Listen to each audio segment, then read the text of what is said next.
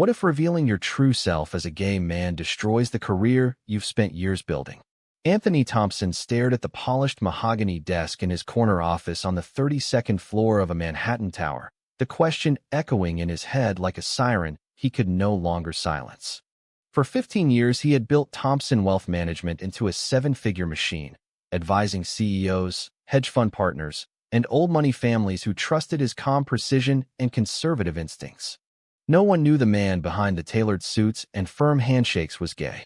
He had dated in secret, flown to discreet weekends in Provincetown, and buried every longing beneath layers of careful smiles. Until last night, his mother's voice still rang in his ears from the family group chat. "Anthony, your cousin saw that interview clip. Are you serious?" The clip had gone viral by morning. Anthony sitting on a local finance podcast, voice steady as he said the words he had rehearsed for years. "Yes, I'm gay. And I'm done hiding it." He had expected applause from the younger analysts. Instead, the phone started ringing before sunrise. By 10 o'clock, 3 of his largest accounts, each worth millions, had transferred to competitors. "We respect your honesty, Anthony," one client texted, "but our board feels it sends the wrong message." Another simply forwarded a terse email from legal, account closed. His assistant, Maria, kept sliding fresh printouts across the desk, her eyes wide with worry. "Mr. Thompson, Hudson Reed's firm just called. They're offering to absorb the rest of your book at a discount. They said it's damage control." Hudson Reed. The name tasted like acid. 34, razor sharp, and running the aggressive wealth division at Sterling Capital 2 blocks away. Hudson had been circling Anthony's clients for months.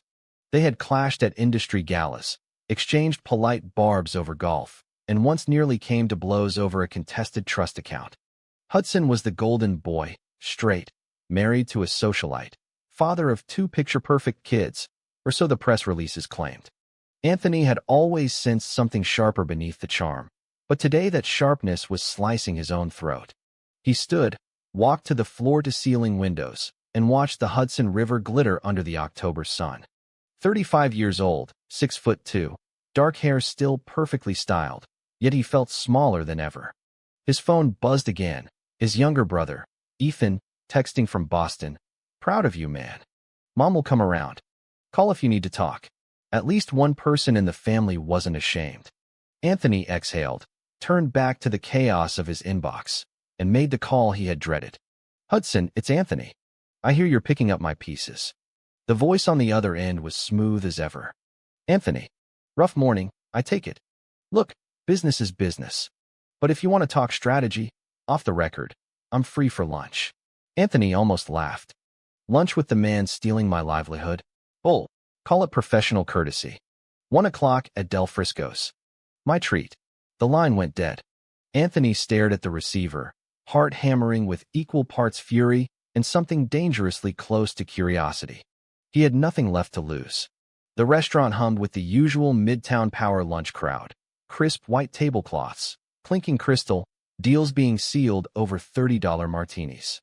Hudson Reed waited at a corner booth, navy suit flawless, blonde hair catching the light like he had stepped out of a magazine. He rose when Anthony approached, extending a hand that felt too warm, too steady. "Sit. Scotch. Water," Anthony said, sliding in. "I'm not here to celebrate." Hudson's smile didn't waver. "Fair. Look, I'm not going to pretend I didn't see an opportunity. 3 of your biggest clients called me before 9. But I also know what it costs to live a double life. My father was in the same business, different era. He drank himself to death keeping secrets." Anthony studied him. The confession felt genuine, yet Hudson's eyes held the same calculating glint Anthony remembered from every conference panel. "So this is pity? Strategy," Hudson corrected. "You're brilliant, Anthony. The industry needs you. Sterling could use your expertise on the new ESG fund." Quietly, of course. No press, no drama. The offer hung between them like smoke. Anthony leaned back. "You want me to consult for the firm that's gutting mine? I want you not to disappear. And maybe I want to understand why you chose now. Why risk everything?" For the first time in years, Anthony told the truth to someone who wasn't family.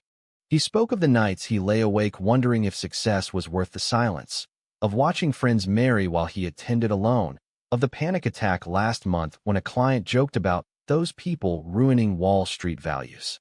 Hudson listened without interruption, thumb tracing the rim of his glass. When Anthony finished, Hudson said quietly, "My marriage ended 6 months ago. Papers are sealed. The kids don't know yet. I've been figuring things out too." The admission landed like a quiet explosion. Anthony searched Hudson's face and saw the same fear he had carried for 15 years. Lunch stretched into 2 hours. They didn't talk business again.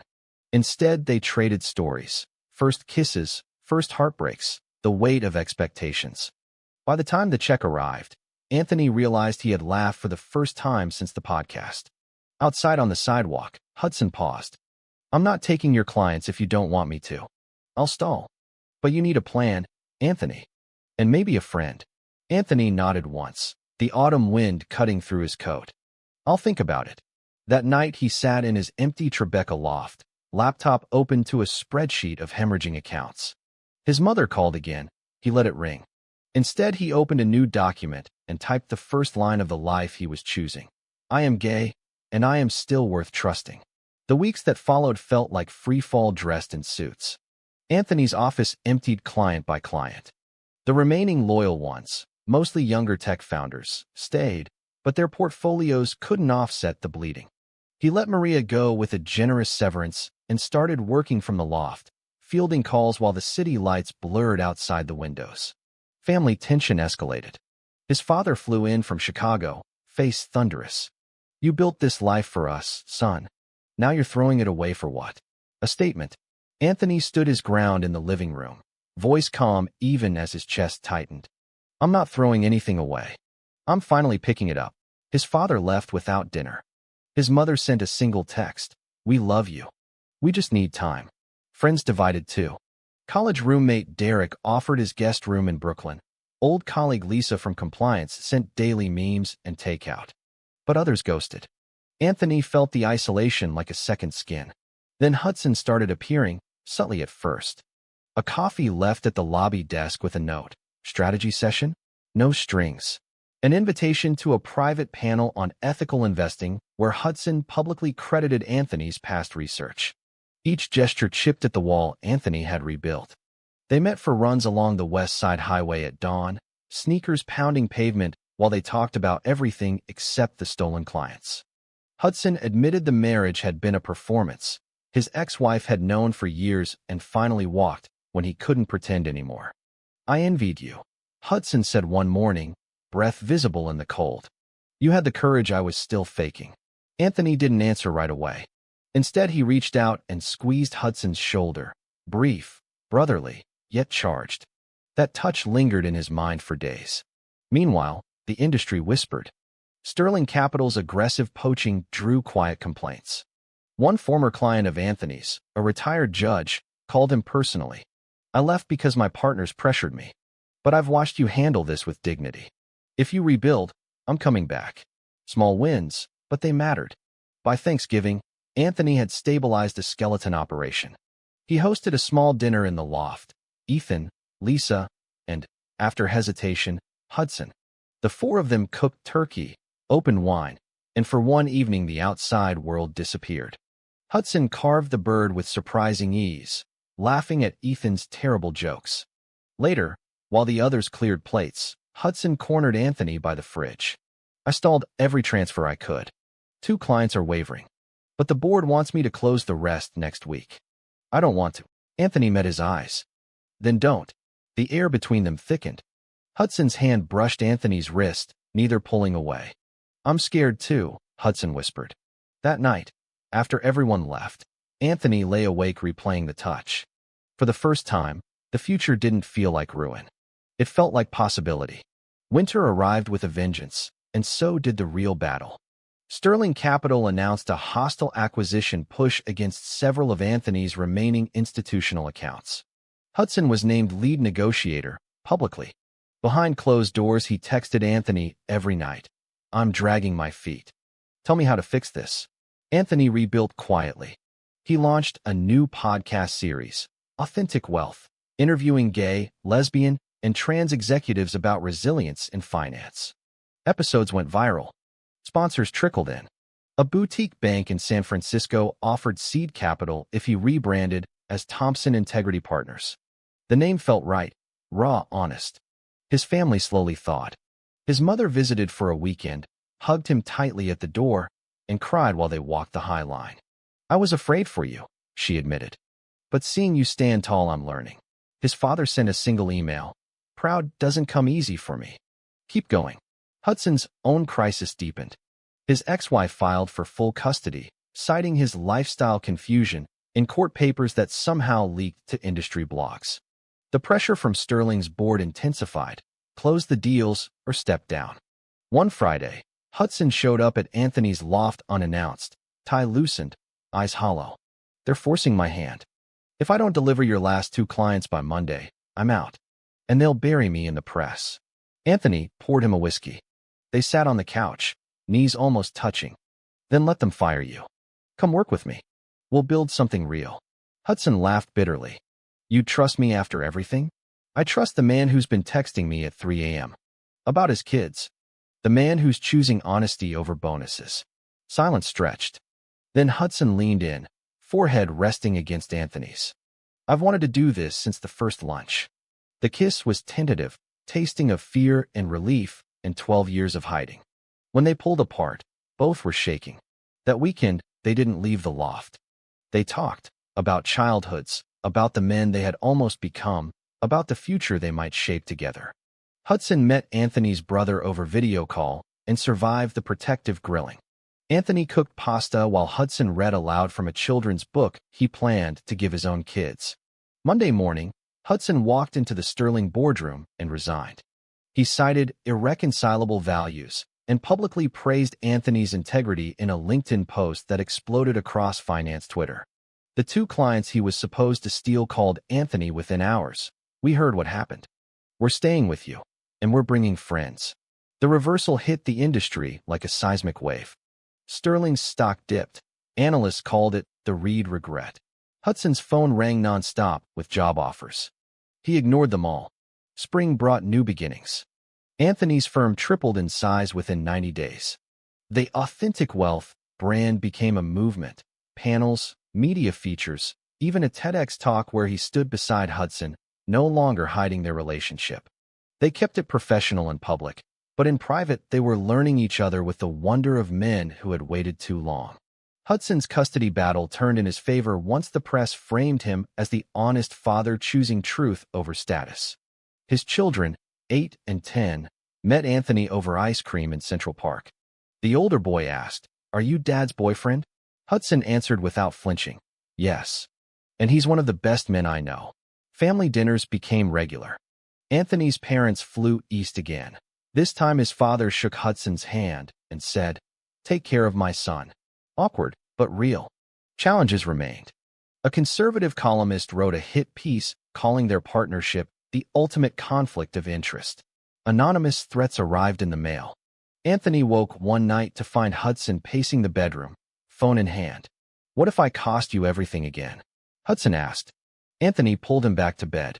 "You gave me everything that matters. The rest is just money." They faced the backlash together. Joint interviews, transparent financial disclosures, a charity fund for LGBTQ youth, and finance. Each public step strengthened the bond. Anthony discovered Hudson's hidden talent for watercolor painting. Hudson learned Anthony's secret love of old jazz records. They cooked Sunday brunches, argued over tax strategies, and held each other through the nights when doubt crept back in. One evening in May, they stood on the High Line at sunset. Hudson dropped to one knee, not with a ring, but with a simple key. "Move in with me. Let's build the life we both hid from." Anthony's answer was a kiss that drew applause from passing strangers. Summer tested them in ways they hadn't expected.